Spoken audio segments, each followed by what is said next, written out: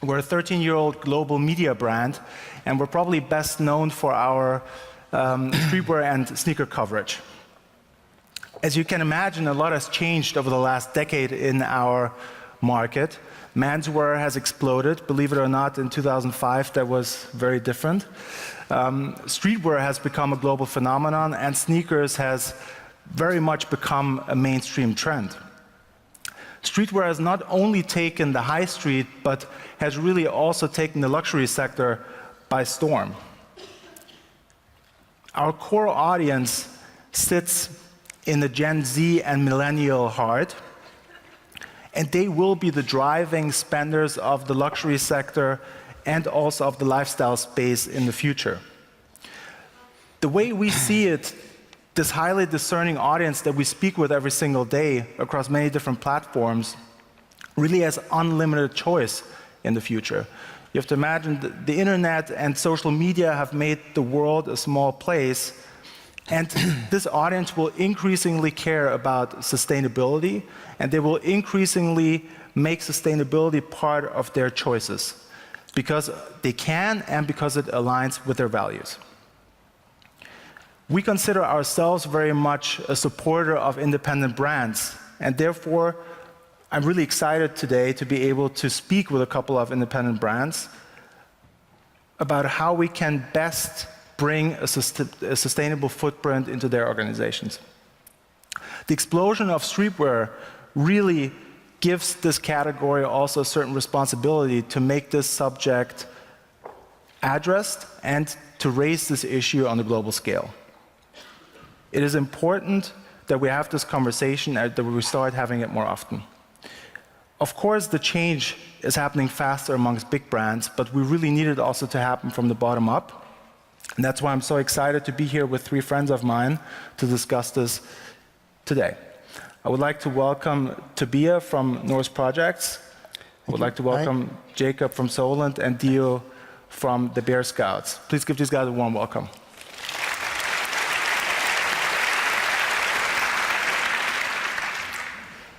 So I would like to start with you, Tobia, and Jacob.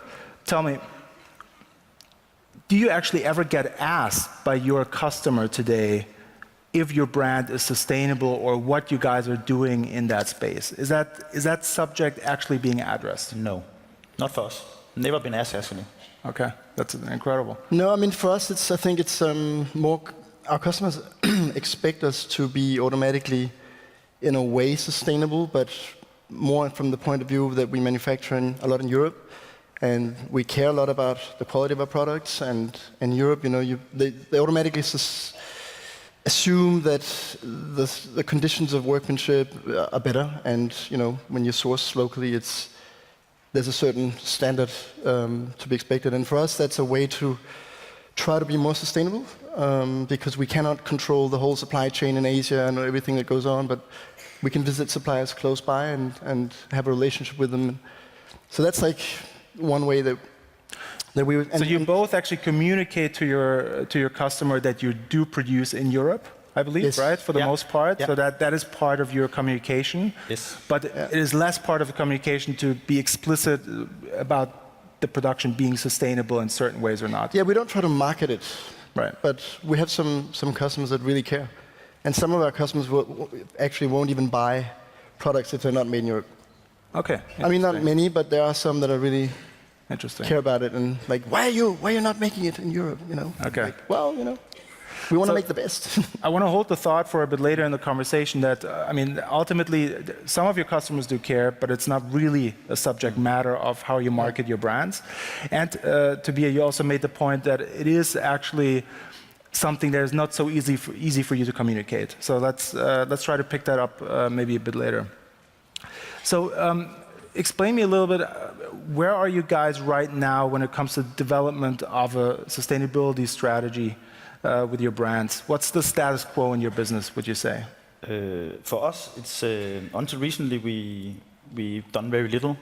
We feels like we only scratched the surface. I mean, like you said, we kept most of our production in Europe. You can argue if that's good or bad. do transportation by truck, and we use leftover fabrics. So it's still like very, very little we're doing. But I think it comes out from when Silas and I started Soulland. We started out from a subculture, and the whole idea was just to make a brand where we did clothing for our peers. And it's 10 years ago when this agenda was not really, now subculture was not existing at all. So we're not really created from having a business plan, but more like a action. Then since we joined here for the first time in 2012, we decided we wanted to do something. But somehow it's just been too complex. We kind of been paralyzed by where should we start. I think that's an important point. It feels like, I mean, you don't know where to start, and it feels like if you decide to do it, if you decide to be outspoken about it, then the world expects from you to go from 0 to 100. Exactly. Right? I mean, it's expected that you turn your entire business around suddenly. But I think that's the thing that's changed for us now, is that now we decided, like, okay, don't have a plan, but just let's start. And so now we're starting, and it actually makes a lot of sense for us, because then we can work with where we are, and then take it step by step. And is there a goal that you have set for yourself? You know, I've had a couple of conversations at the summit before, and you know, some brands have told me, yeah, we're now at 95%. Yeah. You know, I mean, didn't hear that number very often, but I mean, one brand of it. We have a clear goal. We signed the circularity commitment here. So we have to put some post-consumer fabric into our production. We have to educate the people that work with us. But mostly we started out doing the first thing we did when we decided, okay, now we're not planning or writing down what to do, now we just do something. So we decided to really make a full collection that's God certified and recycled polyester. And what is the goal is that in 12 months it will be 20% of our turnover. We don't know if it's going to happen. It's coming out in November. But I think in many cases it's just about giving it a label, right? And then you have to see where you land and then go from there. But I think it's great to hear that there seems to be a goal that you want to achieve there. But the really exciting thing about this is because we just decided, okay, now we do it, but what we kind of turned it upside down. So the good production, the God certified and the recycled polyester are gonna be the cheapest collection in all our collections. So we actually, I don't know if anyone have done this before. I think it's quite exciting. We turn it a bit around. Everybody complaining about the prices have to go up. So we cut our margin, not the fabric's margin, but our own margin. And then instead of reselling a sweatshirt for £120, we do it for 95 when it's God certified and 120 when it's not. So it's a bit like kind of, it feels like we're inventing something new, and it feels exciting for the whole company. So yeah, let's see where it goes. Awesome.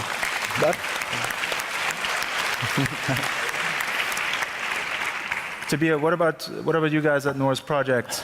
Where are you making the most progress? Do you have goals set for yourself in that regard? I mean, we're just beginning to look at this now, and we've always been focused a lot on quality, and the whole issue is so complex that we really, there's so many areas you can start. You can look at sustainability in so many different ways, and some people say certain aspects of sustainability, like ecological cotton, creates more waste. So we're beginning now, actually, and we, I think we're going to try and split it up a little bit like Soulland in terms of supply chain. Where does it make sense? How can we make a difference on some volume pieces? How can we, maybe work with yarn suppliers? Because we're quite technologically focused. We have an outerwear division, and I think that's where you can actually use upcycling in a good way.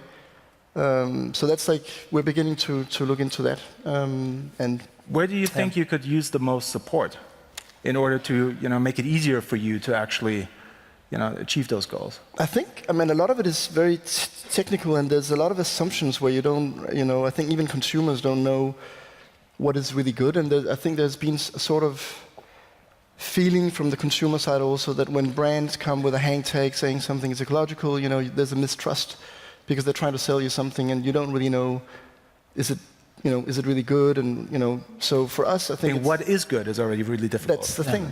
But I think, of course, regulations. And someone earlier said, like policymakers. Of course, there need to be some international standards that pushing us. For us, we are a relatively small brand, so our financial power is not changing anything, in the big thing. So there need to be something that's not only owned by the big corporations, but on a United Nations level or something that changed the world. There needs to be like a brand like Apple, going in and really setting the standards, like where you can get some clarity in terms of what really works, and maybe a certain like supply chain that you can feed into, kind of like slicing it up into different areas so that it's more clear. I think what excites me about your market, our market, quite frankly, is, of course, you have budgetary constraints. There's no doubt about that. You can't just hire, your CSR team, we lack knowledge to get things done. But the exciting part is that you too can just decide to do it. Exactly. Whereas in bigger corporations, you need to convince hundreds, thousands of people that this is the right thing to do. Most likely, the consumer will need to tell them if you don't do it. Exactly. We don't have any excuses. So you don't have excuses, but you also you are actually capable of changing quite quickly if that is something that you care about and that your customer cares about. So we talked a bit about. Supply chain is of course very important. I think the other interesting aspect with the subject and brands is communication, especially maybe in our market. We operate in this. I guess you could call it a bit of a cool guy market. Being cool is absolutely important, maybe the most important aspect of being successful in the streetwear business. And with that, speaking about sustainability is not that easy. Because one might argue that depending on how you do it, it's not the coolest thing to do. So. How are you guys planning? First of all, are you guys planning to speak about your sustainability efforts? And if so, how? Yeah, for us, I think we've always been a little bit anti-fashion. We've always mixed kind of a streetwear vibe with something more subtle. And I think in a way for Norse, the way to do this is to kind of ease it in certain, like labeling subtly. When we do something good, we're not going to scream it. We'll just, inform about it, and people can discover it, maybe on the inside of the labels or something, and be made aware of that, oh, these guys are actually thinking about this. And I think that's a better way to speak to young people too, because you know how it is with young kids. If you tell them what to do, they're going to be like, no way, this is not cool. But if it becomes something that is like, implicit, suddenly, you can own it in a different way. And but I think if I may, it's interesting how, basically you're describing you would, I guess, to hide it in you could call it even, which I believe for you is actually, a totally honest thing to do, because Norse is a brand that absolutely doesn't scream about itself. So I think, the more I think about it, when it comes to the communication strategy, ultimately you need to make sure that it aligns with how you speak about your brand. Yeah. And it needs to be the same, you need to deal with it the same way. We had initially also, we want to bring on Noah here. Noah from New York is a brand that, has a certain, you could say maybe punk attitude to things, and how they communicate about themselves, and they communicate the same way about sustainability. And I think that's why it works for them. So I guess the importance is really that, because if you don't speak about it, then you could argue, why do it? And how does your consumer even find out that they're making a positive contribution here? But if you speak about it, it needs to be fully aligned with who you are and what you stand for in order to not make it, Yeah, I would also say, I think a lot of the big companies are getting better at doing this because they have the resources, and, we do a lot of collaboration. So I also think for us, we would be looking to partner strategically with, yarn suppliers, brands, and when we do our collaborations, maybe also take a little bit of an ecological approach on it, and to try and see if we can incorporate some ideas about sustainability in what we do, but as a partnership. Yeah. But also think it's on our shoulders to make it cool. you know, because it's also very easy to, we come from a culture where the hidden thing you have to find is the cool thing. Yeah. So somehow we also have to find a way where we actually can scream about it and be part of the change and not just keep telling it's not sexy. It's also a bit of a role model culture, right? I mean, so if you see the right brands, the right people, you know, contribute, then I think suddenly you can actually make big moves. But in a way, success would really be defined by people not talking about it anymore. I mean, when everything is sustainable and you're not talking about it, then, you know, if the products are cool and they just happen to be sustainable, then we've achieved success, right? Because we don't need to talk about it. It's like tap water. We can drink the tap water in Copenhagen. You can't drink it everywhere in the world. Right. You know, we have clean tap water, and I think that's a pretty good metaphor. You know, you don't need to buy bottled water. So that would be. No, I like that very much. I also think, by the way, that only if, I mean, ultimately, as a consumer, you want to make your choices based on design in our space, right? I mean, you want to buy a shoe or a jacket because you love the design, the fabric, the feel, the cut, you know, and you want those things to still be the dominant, you know, things when you choose your clothing, but you want the clothing to be sustainable. Exactly. So it's not the main thing. It's just it should be underlying that we're just pretty, you know, that we are sustainable. Let's maybe move to Dio. I'm here.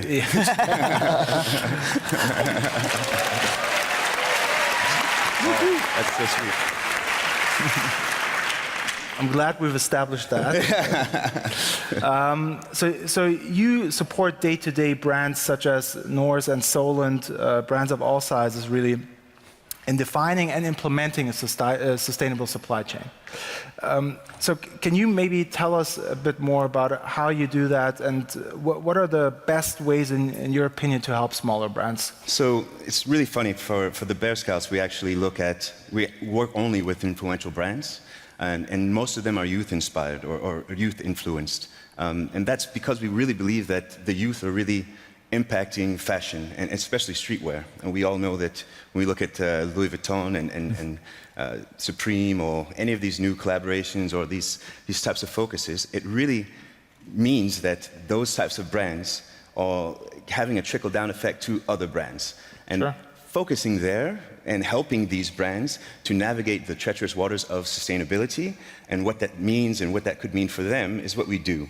And so what you're saying is you, at Bear Scouts, you already pick the brands you work with in order to have, ideally, or in order to have more impact in the market. Yes, and we really believe that if these guys are doing it, and you mentioned Noah or Supreme, or I mean, if they're doing it, and I really believe that the product has to be amazing first. If you put it next to a traditional made garment and to a sustainable made garment, it should be neutral, or hopefully better. Yeah, and in the future, it could be even more of a rejuvenating scenario, not sustainable, but actually giving back to the environment. And we, you know, it's crawling before you walk. You know, and then it's crawling before you run, or walking before you run, etc. with these guys, because it's not overnight change. So what you're saying is, I mean, we discussed this, of course, a little bit before. You're saying you need to start somewhere, and you can start small. You can start tomorrow. Actually, this is a start, right? Can you maybe give us a concrete example? You know, and you don't need to mention the brand, but a concrete example of, you know, with what categories, what products are you starting? So we've taken brands like, you know, Art Comes First or something like that, and they're buying old motorcycle jackets, and you know, they come from a tailoring and customization background. They basically revamp these jackets, you know, make them super cool, customize them, and enter them into their collection. And that's not buying new fabric. I mean, they're leather jackets, so there's no tanneries used. It's already been done. So we really promote upcycling, recycling, waterless, if we can get rid of any chemicals that are used there. Closed loop solutions are definitely something we strongly believe in. But again, we really just start with a strategy with these brands that makes them feel comfortable. Our service is free for influential brands, but we often offer this as a sort of collab with manufacturers and fabric mills in order for these people to really feel like, okay, it's not costing us a lot of money, which is something we often hear, that to be sustainable it's going to cost us more, and the customer doesn't want to pay, and the customer doesn't care. In reality, we never actually get dressed every morning thinking about how much strain on the environment did these clothes that I'm about to put on have? I mean, maybe it's a conscious thought to some extent, but of course we actually wear things that make us feel good and look good first. If the backstory is that it was made in an ethical way, that's a major bonus. And we know that, by 2020 the median age is going to be 30. Those people really care about the environment and the future. So we really navigate these waters for brands like this, and so far it's been quite successful. Right. Yeah. And you make it real easy for brands to take a first step in the right direction. Yeah, free is always helpful. So we'll be more in touch.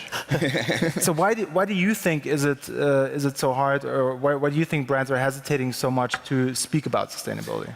I think we all somewhat point fingers at folks that we maybe want to see them doing better, and we could somewhat be a bit sitting on a soapbox and pointing fingers and saying, well, they're not doing as much as they can, look how much money they make, and they should be doing more.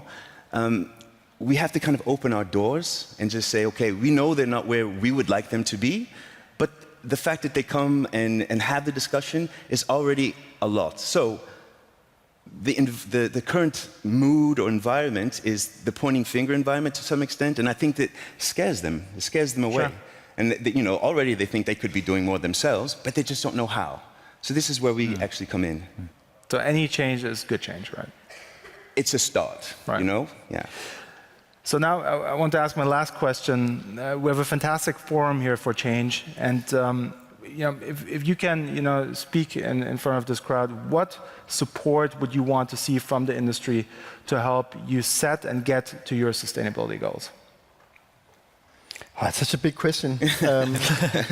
You've got minus 2 minutes 50. We have 20 minutes. I think support is really. I think it's really more about that.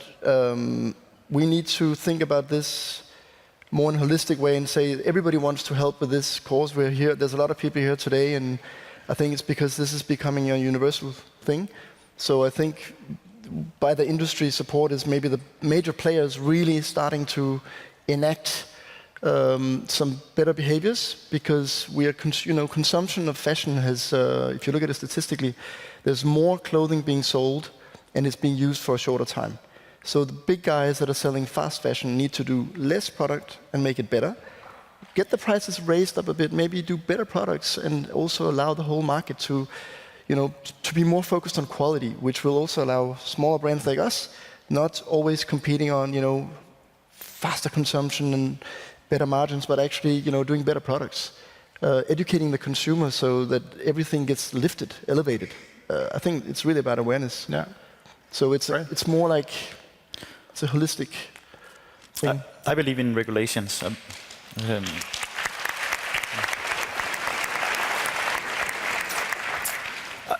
I believe in regulations for the whole industry that can, because some of it is just too big to handle yourself. And then I think especially for the street culture that the leading stars over there, they have to act up also. When you have a Virgil at Louis Vuitton or Supreme or something, they have to lead somehow. They have to lead the way, and that's missing, as I know at this point. Right. Yeah.